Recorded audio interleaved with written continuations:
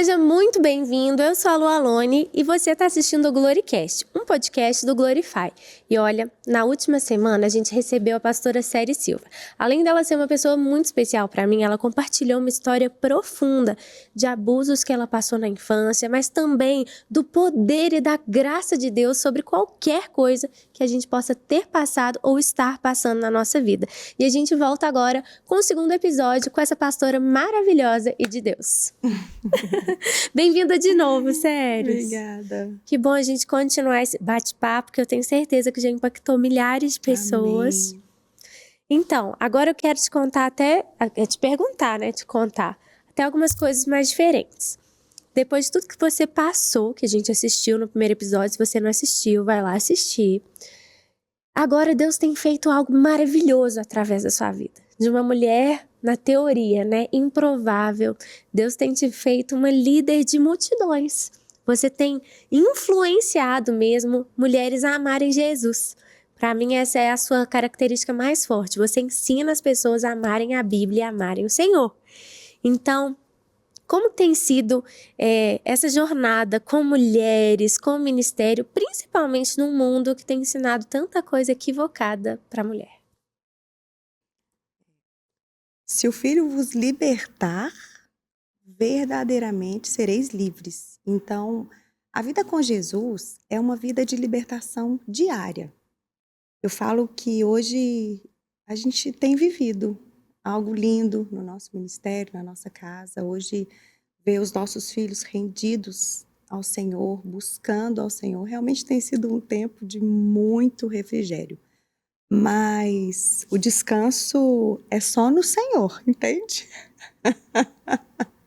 Não existe descanso a não ser nele. E quando a gente entende, igual a gente estava falando, no episódio anterior, como Deus, assim, deu graça. E depois que acontece aquela libertação mesmo, por exemplo, quando o povo do Egito, eles estavam ali presos no Egito, ficaram ali quase 400 anos presos ali naquele lugar. Quando Deus enviou um libertador para eles, uma das coisas assim que eu fico vendo hoje, isso remete como? O Egito, naquela época, é o mundo de hoje. Naquela época, Deus levantou o libertador Moisés. Hoje, o Senhor levantou Jesus Cristo para nos libertar de quê? Do mundo. Do inferno. E literalmente, porque o inferno, quem lidera o mundo jaz no maligno. Então, a partir do momento que você anda sendo direcionado pelos padrões desse mundo, você já está caminhando no inferno e sendo direcionado por quem comanda aqui. A Bíblia fala que Jesus, ele não veio para nos condenar, pelo contrário, ele veio para nos salvar, porque nós já estamos condenados. Ele justamente veio para nos salvar. E Moisés, quando ele tirou aquele povo ali do Egito, era simplesmente uma viagem de 11 dias. Eles iam parar onde? Na terra prometida. Mas uma viagem que era para ser em 11 dias, em linha reta, durou 40 anos. Por causa da desobediência deles. Então isso hoje remete para nós da mesma maneira. O Senhor Jesus veio, ele nos tirou do império das trevas, que a Bíblia chama este mundo de império das trevas, e nos resgatou para o reino do Filho do seu amor. Então, qual que é o desafio hoje? Qual que é o desafio hoje da minha vida e da vida daqueles que realmente andam tomando posse daquilo que o libertador fez por nós? Viver de maneira que o reino dele comece a fluir de dentro de nós. E para esse reino fluir, é só uma vida na palavra. E o que eu percebo? Ali em 1 Coríntios 10, tem muitas coisas que aquele povo fez que fala que serviu de exemplo para a gente não fazer igual. Eles praticavam a imoralidade, eles se entregavam aos prazeres mundanos, mas não era só isso. Eles buscavam por algo para saciar a carne deles. Eles cobravam de Moisés tudo aquilo que o Egito dava para eles. E nós precisamos entender isso. Quando o Senhor nos resgatou, Ele não nos resgatou para a gente viver uma vida cobrando o que o mundo oferece. Ele nos resgatou para nos dar as coisas que o céu nos oferece. Deus é espírito. Importa que os verdadeiros adoradores o adorem em espírito e em verdade. E essa caminhada cristã, como que eu vejo assim a seriedade dela, Lu? Daqueles 3 milhões de pessoas que foram resgatados lá do Egito. A gente sabe que, infelizmente, a maioria deles não tomaram posse da terra prometida. A não ser as crianças, que naquela época ainda tinham uma responsabilidade para ser assumida, não tinha consciência, e Josué e Caleb. O resto se perdeu onde? Na caminhada.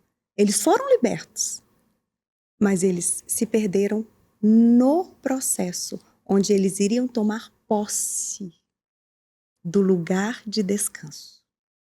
Olha a seriedade. Nós sabemos a nossa origem. Mas se a gente não souber o nosso destino, a gente pode acabar nos perdendo no meio da estrada. Eu me lembro que certa vez o Senhor me disse uma frase assim: filha, quem não tem endereço certo vai acabar perdendo o rumo de casa. O que isso quer dizer? Se você não tem endereço na palavra, você vai acabar se esquecendo que o seu destino não é casamento, não é ter filhos, não é uma boa profissão, não é ter um ministério que bomba, não. Se você não tiver o endereço certo na palavra todos os dias, você vai acabar perdendo o rumo do céu, sabe?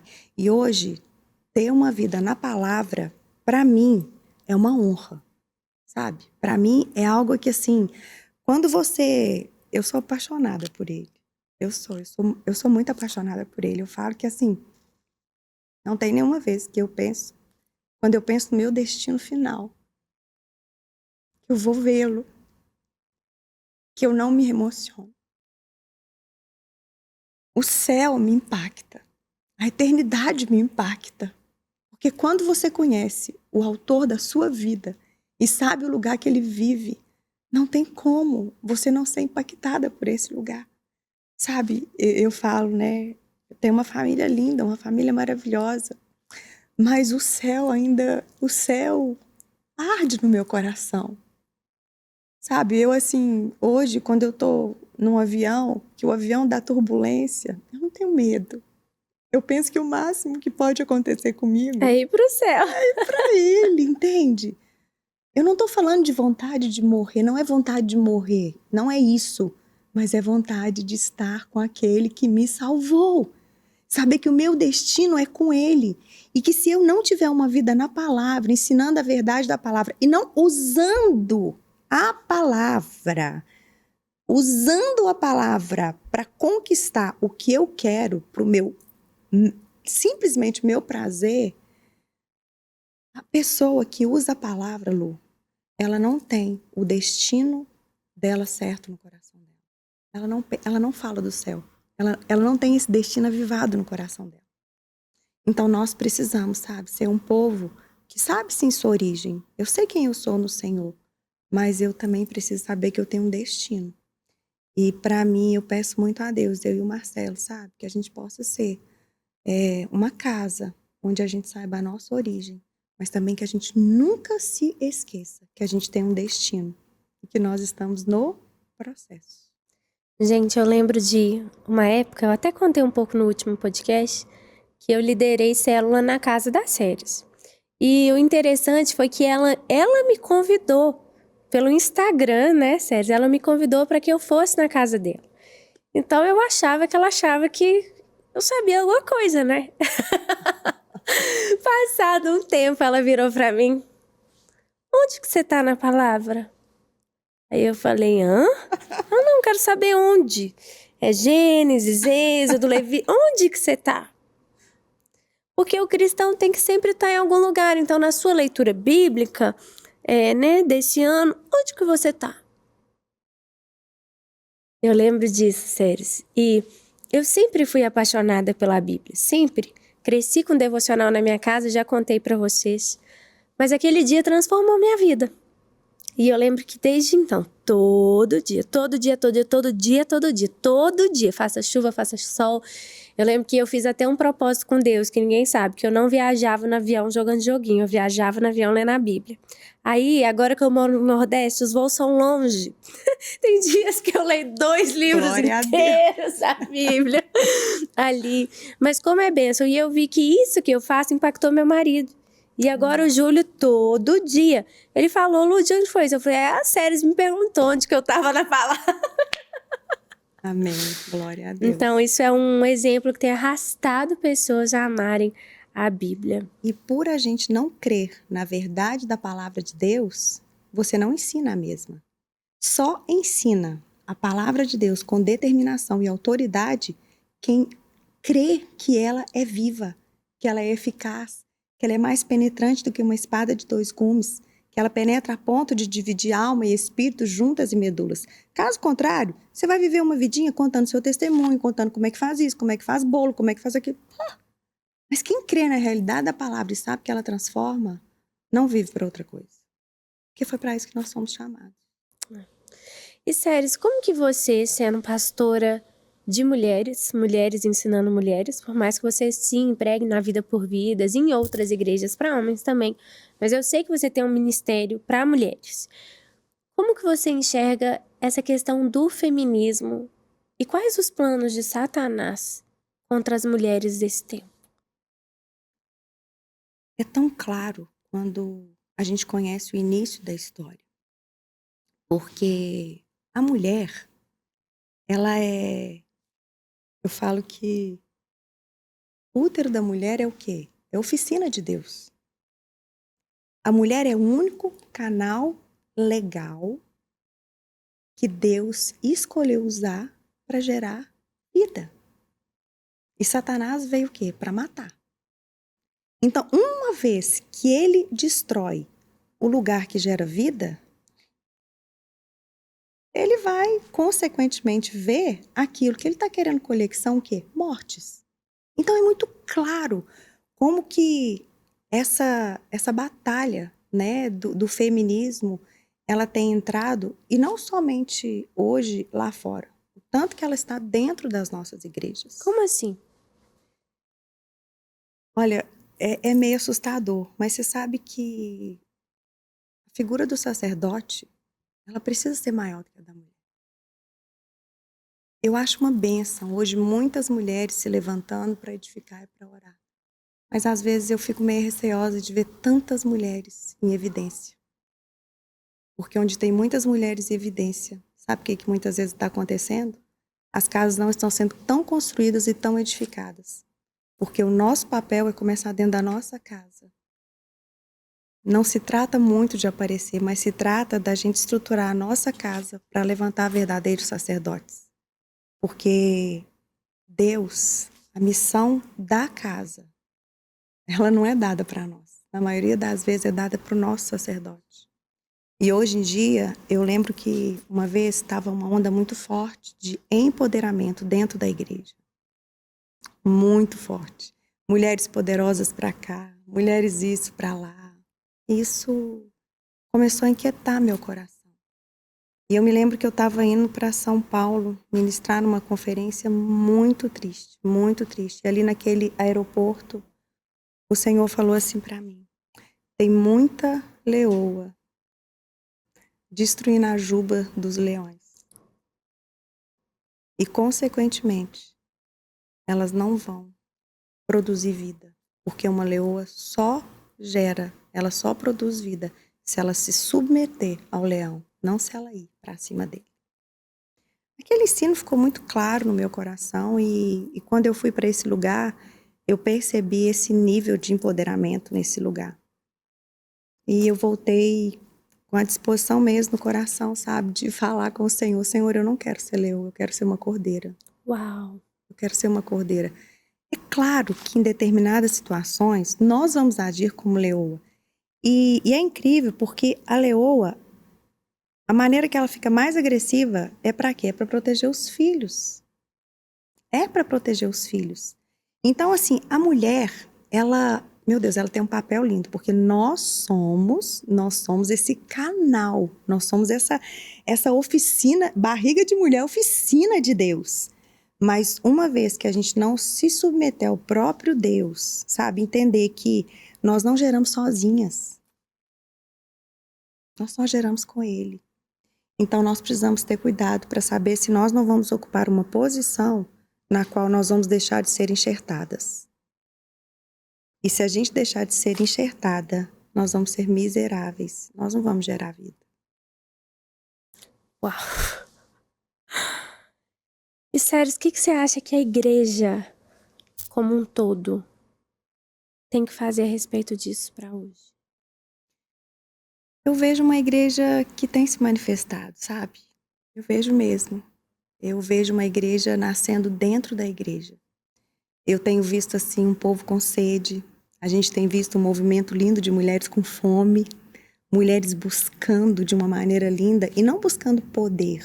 A gente vê mulheres buscando a presença. A gente vê muitas mulheres buscando Ele. E isso tudo, onde que essas mulheres têm se alimentado? Para onde que a gente tem que voltar? A gente tem que voltar para a palavra. A igreja, ela precisa voltar para o lugar de onde ela nunca deveria ter saído, para a palavra. Não tem aquelas fórmulas mágicas, não tem, sabe? Às vezes, assim, eu fico vendo, a pessoa posta uma coisa no Instagram. Às vezes aquilo ali é tão normal, tá tão simples na palavra, mas que a pessoa já saiu tão assim, sabe? Já saiu tão... algo que é normal, que não é mais do que a nossa obrigação, já se tornou tão normal que quando uma pessoa vem e fala, nós vamos voltar para a palavra. A igreja precisa voltar para a palavra. Igual eu fico vendo mesmo, Glorify, os devocionais, sabe? Tudo ali no centro da vontade de Deus. Louvado seja Deus por isso. Então o Senhor, Ele tem levantado uma igreja forte na nossa nação. O Senhor tem achado verdadeiros adoradores que têm estado dispostos a ensinar as pessoas a voltar para o nosso lugar de origem, que é o coração de Deus. E nós vamos encontrar o coração de Deus na palavra de Deus. Uau! Mas o triste disso é saber que uma igreja se afastou da palavra. Sim. E que agora tem esse caminho forte para voltar para esse lugar. Mas glória a Deus que tem gente que já tá voltando para esse lugar. Ô, glória! Nós temos que viver aprendendo, sabe? É porque assim, quando você olha para algo, eu falo que tem pessoas que têm olhares tão críticos que você só vê o lado ruim. Vamos assim, por exemplo, hoje em dia, a manifestação do poder demoníaco tá muito grande, concorda? Concordo. Eu tenho ido muito pro Rio Grande do Sul. No Rio Grande do Sul é algo avassalador. E hoje em dia tá aí nas redes sociais de uma maneira muito forte, muito séria. Tá aí nos canais de notícia, muitas vezes crianças que são entregues para sacrifício. Mas deixa eu falar uma coisa para você. Isso tudo tá vindo à tona. O Senhor tá jogando luz. E uma vez que o Senhor está jogando luz, Ele está nos dando a opção de não ir para as trevas. E outra coisa, nós não fomos chamadas para ficar falando das coisas ruins. Nós não fomos chamadas para ficar falando, sabe? Não, nós fomos chamadas para falar do céu. Nós somos chamadas para falar de Jesus. Nós somos chamadas para falar que nós somos um povo de propriedade exclusiva de Deus, uma nação eleita. Nós somos um povo que se tornou sacerdócio real. Para quê? Para declarar as maravilhas daquele que nos tirou das trevas para a luz. Se os teus olhos forem bons, todo o teu corpo será bom. Temos visto muitas coisas difíceis? Temos. Mas outro dia mesmo você estava falando lá no seu story uma situação que te deixou triste, mas que você nem iria postar. Você não iria dar ibope. O problema muitas vezes é esse. A gente dá ibope para coisa que não merece espaço no nosso coração, nem na nossa mente e em nenhum lugar da nossa vida. Nós precisamos aprender a ser um povo que enche a mente com as coisas de Deus, sabe? Que se ocupa mesmo, porque o nosso tempo aqui é muito curto. O nosso tempo aqui é muito curto. A Bíblia fala ali em Tiago que o nosso tempo aqui é como um vapor, é como uma neblina. Na mesma hora que está ali, ele some. Então a gente tem que aproveitar esse tempo curto para falar as maravilhas de quem ele é e não as coisas horrorosas que Satanás tem feito. Nós precisamos usar a nossa boca para produzir vida e não produzir morte e não ficar lamentando, porque quanto mais você lamenta, quanto mais você dá ibope a coisa ruim, aquilo ali vai ramificando. Então nós precisamos mudar os nossos olhos. E tem outra coisa, não é só dar ibope para coisa ruim, é não consumir coisa ruim. Sim. Eu tenho falado mais do que nunca que tem que se levantar uma geração posicionada, que não negocia a palavra de Deus, que não negocia os valores cristãos e que ama o Senhor acima de tudo, tudo, tudo, tudo. Eu falo que tem coisa que essa geração aprendeu, tem nada a ver. Bem, eu vou ser um pouco polêmica, tá? Pra mim tem super a ver. Por exemplo, vamos ouvir música secular, né? Aí tem gente, nada a ver, né? A igreja hoje, quando eu era criança, não se ouvia música secular, mas hoje muita gente ouve. Sério, quantas vezes eu cheguei em estúdios de gravação, que saiu uma banda conhecida do meio secular. Antes daquele mesmo estúdio, ali dentro tinha uma macumba. Tinha uma oferenda. Então, não é só sobre a música, não é só sobre a letra, é sobre o que está consagrado atrás.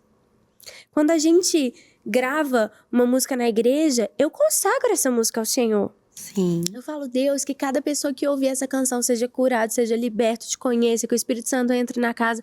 Mas o mundo também faz coisas desse tipo. E às vezes, não é só o que é óbvio, né? Às vezes tem coisa que você olha na internet, é óbvio que a coisa é satânica. Mas é um momento, eu creio, de mais do que nunca a gente voltar para a palavra e mesmo que você ache que não tem nada a ver, será que você precisa? Será que não tem música de Deus, de crente, né? E eu tô falando de música, mas muitas outras coisas poderiam ser citadas aqui. Então eu acho que o cristão, mais do que nunca, ele tem que entender qual guerra que ele tá lutando e quais coisas ele não precisa nem passar, porque às vezes a gente abre a nossa casa para entrar, né? Coisas satânicas, consagradas, sem perceber onde que a gente está abrindo. Sim. E ali tá uma abertura. E a Bíblia fala que o que deve ocupar o nosso pensamento, porque quando você escuta uma música dessa, fica com aquilo ali, concorda? Às vezes você canta a música o dia inteiro. Tem umas músicas que elas ficam impregnadas na sua mente. E a Bíblia fala em Filipenses 4:8. O que você tiver que pensar, pense aquilo que é puro. Pense aquilo que é de boa fama. Pense aquilo que é louvável. Se existe alguma virtude, seja isso que ocupe o vosso pensamento. Isso é o quê? É você estar pensando o tempo inteiro naquilo que Deus é, naquilo que Deus pode fazer, naquilo que Deus te oferece. Olha, esse aqui também é um pouquinho polêmico. Glorify não é polêmico, tá, gente? Que é. É isso mesmo. Mas eu já frequentei muito, sabe? Centros de recuperação de drogados. Teve um tempo que isso era algo que ardia no meu coração. Tem tempo para todas as coisas, né? E uma das coisas que me impactou muito foi que eu comecei a perguntar para aquelas mulheres viciadas como que elas chegaram naquele lugar. E a resposta, elas começaram a ter unanimidade. Eu comecei porque na geladeira da minha casa tinha uma cerveja. Não, eu comecei bebendo porque o meu pai bebia uma pinga. E aquilo ali começou a me incomodar. E um dia, eu e o Marcelo, a gente tomou uma decisão na nossa vida. Eu não estou falando que isso é algo que a Bíblia... Não estou falando. Estou falando uma decisão que eu e o Marcelo tomamos na nossa vida. Quando Larissa tinha 6 anos, Miguel tinha 1 ano e meio. Nós fizemos um propósito mesmo com o Senhor de nunca mais colocar bebida alcoólica, consumir na nossa vida e de também não deixar entrar bebida alcoólica na nossa casa. E foi lindo, sabe por quê? Depois de muitos anos, o que nós percebemos? O Senhor começou a nos revelar muitas coisas através da nossa renúncia. Nós pastoreamos jovens adultos, os quais, ali deles, que eram viciados, que se fosse um pastor que bebia, ainda que seja um vinhozinho, ele não conseguiria vencer aquele problema. Porque quem é viciado não se conforma com a tacinha de vinho. E depois disso o Senhor começou a me trazer várias revelações sobre o álcool mesmo, sabe? E eu lembro que eu comecei a meditar nisso na palavra desde lá de trás, né? Quando Noé embebedou, ali depois quando o próprio Davi embebedou Urias para fazer com que ele tinha aprontado, né? O Sansão também, tanto que ele ali foi embebedado. Eu comecei, ele também era na prática do vinho. E eu lembro que na época eu escutei uma juíza federal, que ela tinha uma conversão muito forte, ela no meio judiciário, ela falando assim que ela tinha feito uma pesquisa sobre o álcool e o maior índice de criminalidade, o precedente era uma pessoa alcoólatra. E detalhe, não existe centro de macumba sem bebida alcoólica. Toda macumba tem uma bebida alcoólica. E ali o Senhor começou a nos ensinar muitas coisas, sabe? Muitas coisas. Não tem como você misturar as coisas de Deus. O Senhor, ele é muito puro, ele é muito santo. E é justamente nisso daí que você está falando. Não tem nada a ver. Não. É nisso daí que Satanás entra. Porque Satanás é muito astuto. Satanás, ele sabe onde é o seu ponto fraco. E, gente, ele veio para roubar, matar e destruir. E ele vai usar a sua parte fraca. Satanás, ele conhece a nossa parte fraca mais do que nós conhecemos. Então, o vigiai e orai precisa ser algo muito intenso na nossa vida. Agora, a gente não consegue saber o que é errado ou o que é certo se a gente não conhece a palavra de Deus. A palavra é o nosso espelho. E o espelho é usado para quê? Para a gente ver as nossas imperfeições e corrigi-las. A gente só consegue corrigir uma vida no centro da vontade de Deus se a gente tiver vida na palavra. Séries, recentemente você lançou um livro, Até que eu veja Jesus. De onde que surgiu a inspiração para lançar esse livro? Essa ânsia, né, que às vezes muitas pessoas enxergam de forma errada. Até eu ver Jesus é morrer, ou é até que eu veja de outra forma. Eu não vou revelar porque eu sei, gente, o que significa, mas quero que você conte pro pessoal. Nossa, foi de uma maneira tão linda, porque assim, eu ansei muito vê-lo. É algo que está no meu coração de uma maneira muito forte. Já tem alguns anos que isso é muito intenso. E na nossa conferência do ano passado, do Mulheres, que você estava, que a Ana Paula, né, ela ministrou. E quando ela estava ali no final, ela teve uma visão. Ela teve uma visão ali no altar, onde ela via um grande espelho e uma mulher diante dele. E ela chegou perto de mim e falou assim, Séries, eu tive uma visão que eu preciso te contar. E quando ela me passou a visão ali que ela teve em cima do altar na conferência do ano passado, antes de acabar a conferência, o Senhor já tinha me dado o nome da próxima conferência, que era Até que eu veja Ele. E Deus é tão lindo, por quê? E eu comecei a pensar, né, até que você chegue o espelho que ela tinha visto com isso.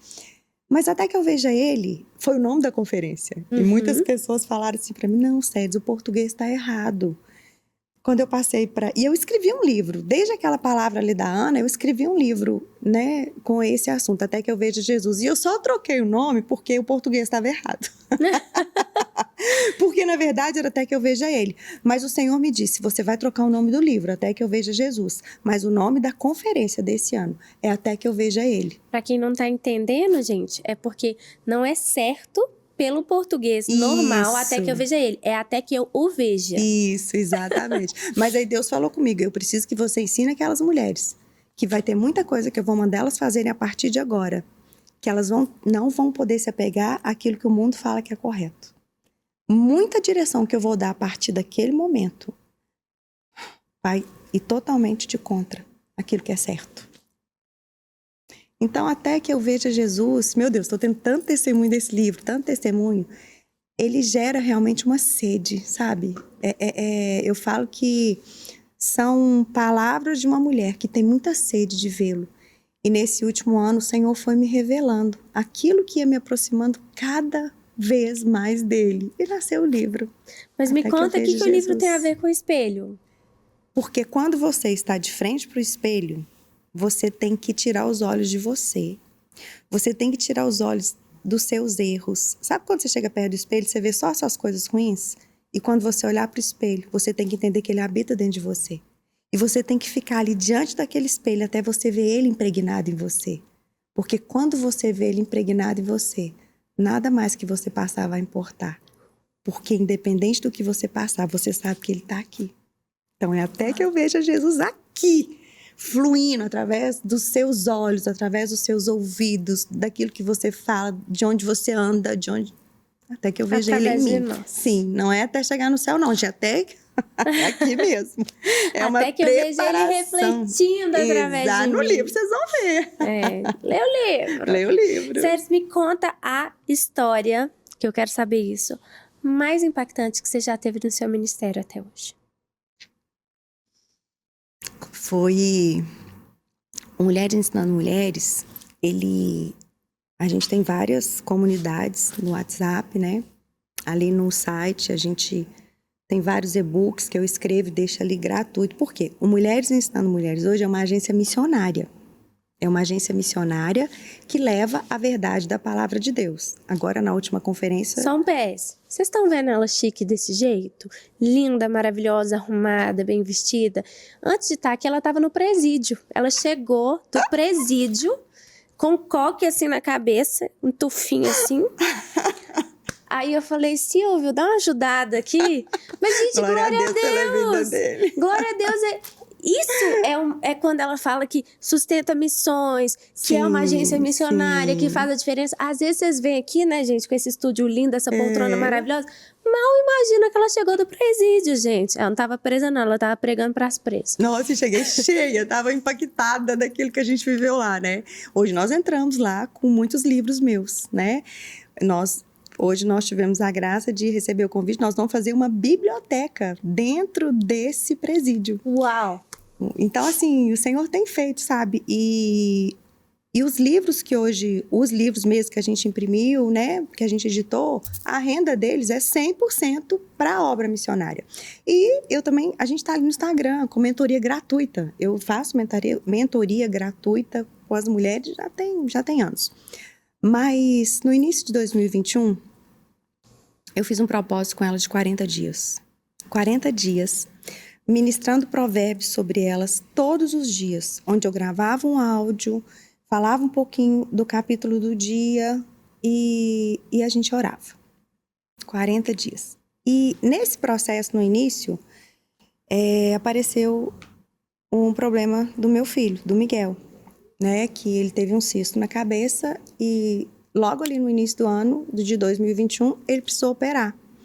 Então, do dia 1º de janeiro ao dia 9 de fevereiro, era os nossos 40 dias eu alimentando milhares e milhares de mulheres na palavra. São muitas mulheres. E eu lembro que toda terça-feira também nesse tempo, a gente fazia uma live de oração. E aí o Miguel operou e foi um tempo difícil, sabe? Porque ele deu um cisto na cabeça e a gente sabe que cirurgia na cabeça não é algo muito simplesinho. Aí no dia 25 de janeiro, o Miguel operou e passou uma semana, o Miguel foi bem, a cirurgia foi um sucesso e eu tô ali firme no propósito. Porém, no dia que o Miguel foi liberado dessa cirurgia, que o médico falou que estava tudo ok, que deu tudo certo, eu fui com ele à tarde, era exatamente o 40º dia. Eu voltei para casa e geralmente eu gravava os áudios no final da tarde, E era uma terça-feira, dia 9 de janeiro, ali naquela terça-feira, o último dia da live de oração, o Senhor me disse, você vai orar pela manhã com elas, o Salmo 91. E eu orei, à tarde fui para o médico com o Miguel, o médico liberou ele. Quando nós voltamos para casa, passou aproximadamente 1h30. Era por volta de 5h30 da tarde. O Miguel começou a ter uma convulsão atrás da outra. Uma convulsão atrás da outra. Foi algo assim, foi bem forte, foi bem desesperador. E depois... A cirurgia dele até abriu, né? A cabeça dele abriu, né? Vou te contar. E quando... A gente não conseguiu o SAMU porque ele tinha 18 anos, um menino muito forte. E um menino se debatendo com essa força. Nós pegamos ele depois de uma convulsão, colocamos ele no carro e fomos para o hospital. E quando a gente estava indo para o hospital, ele deitado assim no meu colo, ele teve a última convulsão ali no meu colo. E ali naquela convulsão foi tão agressiva, que a cabeça dele abriu. Todos os pontos da cabeça dele se abriram. E começou a escorrer muito pus, muito sangue no meu colo. Ali naquele momento, ele ainda se debatendo, eu só conseguia louvar o Senhor. E ali eu louvei ao Senhor, eu entreguei o meu filho para ele. O Marcelo também começou a adorar comigo. Quando nós chegamos ali no hospital, eu estava toda ensanguentada e o Marcelo não tinha visto que a cabeça dele tinha aberto, porque eu não quis contar. O Marcelo e ele começou a me agredir porque ele já não falava, ele já não tinha sentido, ele já estava totalmente... Marcelo não, tá, gente? O Miguel. O meu filho, o Miguel. Mas o Marcelo, quando abriu a cabeça dele no meu colo, eu não quis contar para o Marcelo que ele estava no volante. Então, quando chegou no hospital, que ele me viu toda suja de sangue, e o Miguel começou a me agredir porque ele estava sem consciência, ele achou que eu estava sangrando.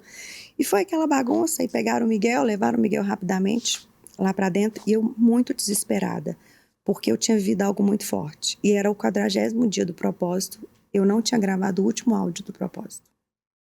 E ali naquele momento, aquela situação avassaladora, eu chorando muito, muito, muito, e de repente o Senhor virou para mim e falou assim: pega seu telefone.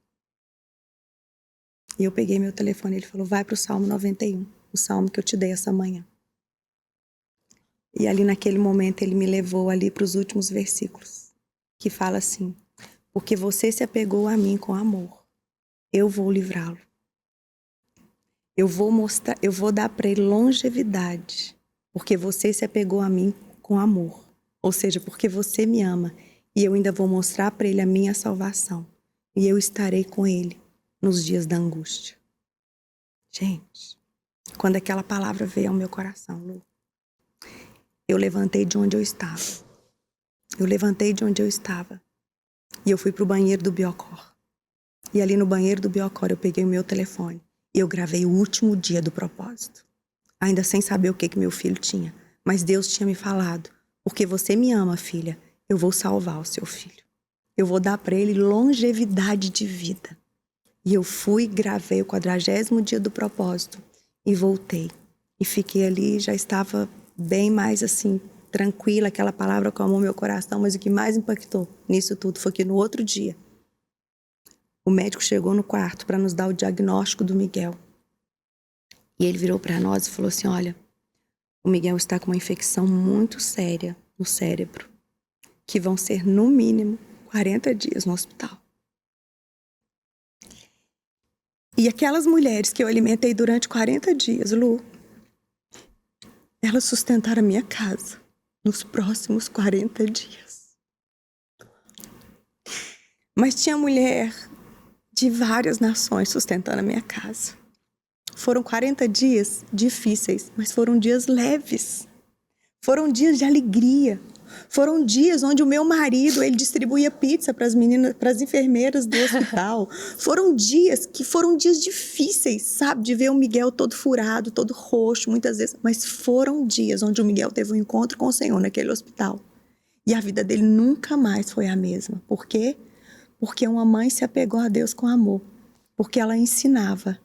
E Deus levantou essas mulheres que foram ensinadas para me sustentar e para me ensinar várias coisas nesse tempo. Isso selou a minha história com essas mulheres, sabe? Isso assim, o meu coração se voltou. Eu amo ensinar. É difícil o lugar que eu piso hoje, que eles não me falam assim: eu orei pelo seu filho. Sabe, eu tive agora em Londres, a mulher falou: eu orei pelo seu filho. É incrível, sabe? É incrível. O Senhor levantou mulheres de várias nações para me sustentar, eu e minha casa, em oração. Então vale a pena servir Jesus e vale a pena servi-lo, mesmo nos dias difíceis, e esperar o descanso que vem dele, porque na hora certa ele dá o escape, porque ele sabe o que a gente suporta. Uau! Meu Deus! Aqui até assim, né? Séries. Eu tô te enchendo de pergunta, porque eu sou dessas, né? Mas qual que é o seu segredo? Além além da palavra, porque a gente fala, beleza, o segredo é a palavra, mas calma, tem mais do que isso, né? Você precisa ter tempo na palavra, você precisa reservar, você estuda a palavra, como que é o seu segredo para se tornar essa mulher que tem tanto conhecimento, fome, sede da palavra, a ponto de poder aprender tanto e ensinar tanto. Eu amo demais. Eu sou louca por Jesus. Eu me movo por ele. E esse amor nem sempre foi gritante. Mas desde quando ele mudou a minha história, eu decidi viver para amá-lo. Como quando a gente se casa, para você ser bem-sucedida no seu casamento, independente do que você vai passar no seu casamento, você tem que escolher amar o seu marido todos os dias da sua vida. E quanto maior for o seu amor, mais você vai ter suporte para sustentar os dias difíceis, porque eles vêm. Eu acho que o meu segredo é amar demais. Eu amo ele com todo o meu coração, com toda a minha alma, com todos os meus pensamentos. E mesmo nos tempos difíceis, eu consigo falar para ele que eu o amo, independente do que ele tem para me dar, porque ele já me deu tudo.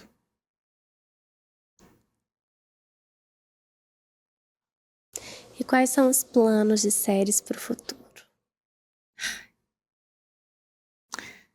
É só ser dele, filha. É viver um dia de cada vez. É não perder o endereço de casa. É não perder o meu amor por ele. É não falar mais dele do que com ele. É não fazer o que eu quero, mas fazer o que ele me manda fazer.